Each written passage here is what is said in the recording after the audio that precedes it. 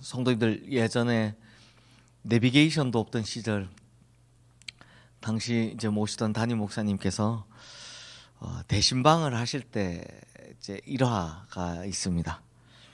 보통 이제 부목사님들이 이제 담임 목사님 모시고 옆자리 태우고 이제 운전을 해서 성도의 집을 찾아가는데, 이 목사님 운전하다가 성도의 집을 못 찾고 이렇게 헤매고 있으면, 길을 헤매면, 그게 그 시절이니까 가능한 거지만, 옆에 계시던 담임 목사님이 그 부목사님 옆구리를 그냥 한 대 확 쥐어박는 겁니다. 그러면서 하시는 말씀이, 얼마나 성도에게 관심이 없으면 집도 못 찾냐 라는 것이었습니다. 그래서 이 부목사님들이 전부 이제 신방 전날이 되면 그날 돌아야 될 코스를 미리 이제 가서 차를 타고 미리 동선 파악하는 그런 모습이 있었습니다. 근데 성도님들, 우리 인생은 미리 가는 길을 이렇게 파악해 보고 싶어도 그렇게 할 수가 없습니다. 미리 살아볼 수도 없고, 어떤 일이 일어날지 예측할 수도 없고, 또 어떤 일이 있을지 상상할 수도 없는 것이 바로 우리 인생이 가지고 있는 문제이죠. 그래서 이런 인간의 약점을 예수님께서는 잘 알고 계셨기 때문에 자신을 따라오라, 나를 따라오너라 라고 말씀하셨습니다. 그래서 예수님은 내가 곧 길이요 진리요 생명이다 라고 말씀하셨고, 또 예수님께서는 자기가 걸어가는 길, 주님께서 걸어가신 길을 따라가면 실패하지 않고 안전한 길을 걷게 될 것이다 라고 말씀해 주셨습니다. 자, 그렇다면 성도님들, 우리 주님께서 가신 길 어떤 길이겠습니까? 그런데 이 길은 참 좁은 길이요, 어려운 길이며 십자가 고난의 길입니다. 그러니 성도님들, 만약 갈림길에 서서 어떤 길을 선택해야 하는 날이 온다면, 그 고민이 된다면, 이게 물론 되게 단편적인 대답이지만 어려운 십자가의 길을 선택하시면 틀림없이 그 길이 정답일 겁니다.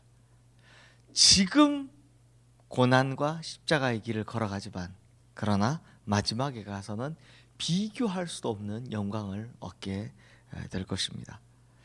성도님들, 오늘 우리가 보는 이 잠언 14장 말씀은 길을 선택하는 지혜의 말씀인데요, 12절 말씀 우리 함께 읽겠습니다.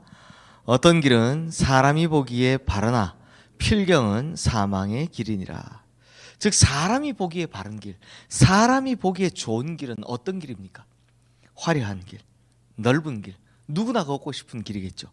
그런데 그 길을 걸어가면 필경, 우리 앞에 뭐가 있다라고 합니까? 사망이 있을 것이다 라고 잠언은 경고하고 있다는 겁니다. 그게 무슨 말이냐? 십자가 없는 길은 결국 사망이다, 사망이다라는 겁니다. 그러니 십자가를 지고 걸어가는 인생은 너무나 고단하고 힘든 어려운 길일 겁니다. 그래서 사람들은 웬만하면 십자가의 길을 걷지 않으려고 이 고난의 길을 피하려고 합니다. 하지만 그 길 끝에 필경 사망이 있다라는 걸 안다면 우리는 살기 위해서라도 십자가를 붙들어야 되고 그 십자가의 길을 걸어가야 되는 거 아니겠습니까? 그러니 우리 성도님들, 지금 내가 걷고 있는 이 길이 예수님과 함께 십자가를 짊어지고 함께 걸어가는 길인지, 혹은 요리조리 고난이라면 다 피해가면서 십자가를 던져버리고 가는 길은 아닌지,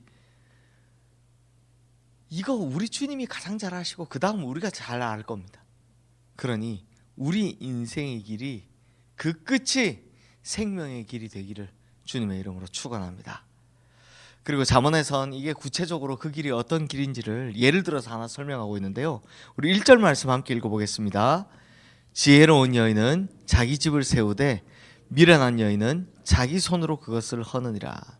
자, 성도님들, 집 짓는 건 굉장히 제가 안 해봐서 잘 모르겠지만 어려운 일일 겁니다. 설계도 해야 되고 정확히 해야 되고, 그 다음에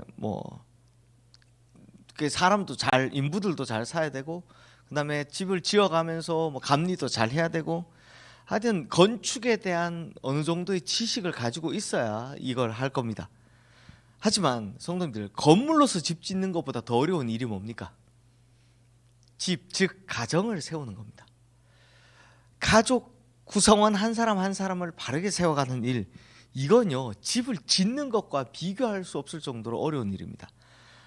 생각해 보십시오, 성도님들. 자녀를 하나님께서 기뻐하시는 믿음의 사람으로, 또 동시에 이 세상에 인정받는 능력의 사람으로 이 동시에 세우는 게 이게 보통 어디에 어려운 일입니까? 집은요, 성도님들, 집 한 채 짓는데 그냥 몇 개월 뭐 몇 년 걸릴지 모르겠지만 그렇게 하면 건축하지만, 한 사람의 인생을 세우는 건 그 사람 평생을 걸려야 세우는 겁니다. 그리고 이 일을 위해서 부모님은 헌신해야 되고 또 희생해야 되고 노력해야 됩니다. 그리고 본인도 희생하고 노력해야 됩니다.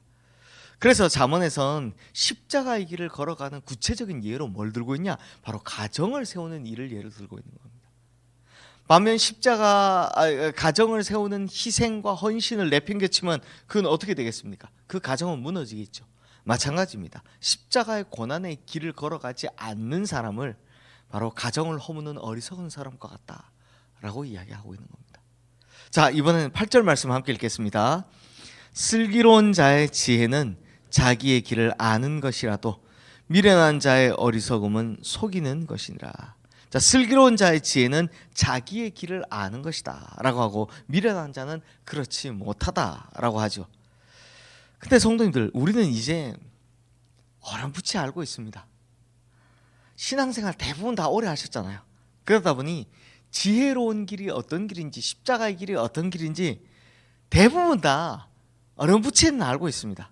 문제는 알고는 있는데 가지를 않는다는 게 문제입니다. 그러니 그 길을 가지 않는다면 이건 미련한 사람이 아니라 결국에는 악한 사람이 되는 겁니다. 몰라서 행하지 않는다면 그 사람 미련한 사람이겠죠. 하지만 알고 있음에도 불구하고 십자가의 길을 굳이 가지 않겠다고 하는 사람은 결국 악한 사람이더라라는 겁니다. 그러므로 성도님들, 우리가 가야 할 길은 명확합니다. 바로 십자가의 길입니다. 그리고 이 길을 가야 한다는 거 우리 모두가 다 잘 알고 있습니다. 그렇다면 가야 합니다. 가야죠. 그러니 부디 십자가의 길을 잘 걸어가시는 우리 성도님들 되시기를 주님의 이름으로 축원합니다. 성도님들, 진짜 지혜는 지금은 십자가 고난의 길을 걷지만 나중에는 그 고난과 비교할 수 없을 정도의 영광에 이르는 길, 이걸 선택하는 것이니 꼭 지혜로운 성도님들 되셔서 큰 영광에 이르시기를, 영원히 누리는 영광에 이르시기를 주님의 이름으로 축원합니다. 이 시간 오늘 주신 말씀 기억하며 우리 함께 기도하도록 하겠습니다.